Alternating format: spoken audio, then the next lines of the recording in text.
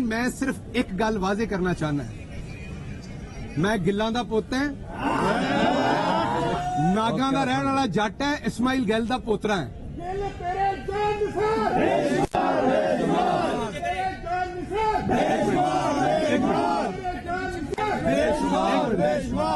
अंबरसर तो उठे सी 7 पिंड सन साडे ते उत्थे डिजको फैसलाबाद जाके 7 ਦੇ 7 पिंड बैठे ने। ਇਹ जिड्डी तुहाडी पूरी सल्तनत है ना, मेरे 7 पिंड आ गए तो रुड़ जानी है। मेरा 32,000 वोट अपना है, मेरे पिंडां दा, मेरे कुरमे दा, मेरे जट्टां दा, गिल्लां दा।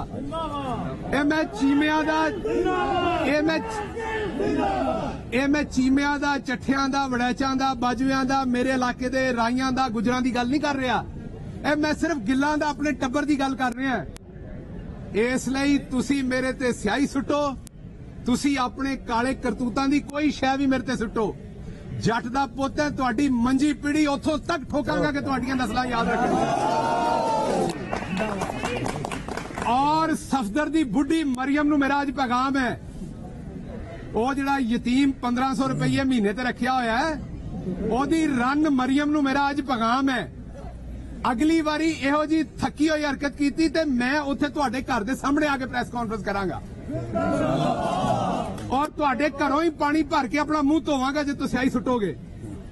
मैं इमरान खान का जानसार हूं। मैं पेशे दे एतबार नाल एक प्रोफेसर है ते कौम दे एतबार नाल गिल है। ना अपनी जगह तो 1 इंच पिछे होवांगा, बल्कि जो तुसीं करोगे उहदे नाल मैं होर अगे आवांगा।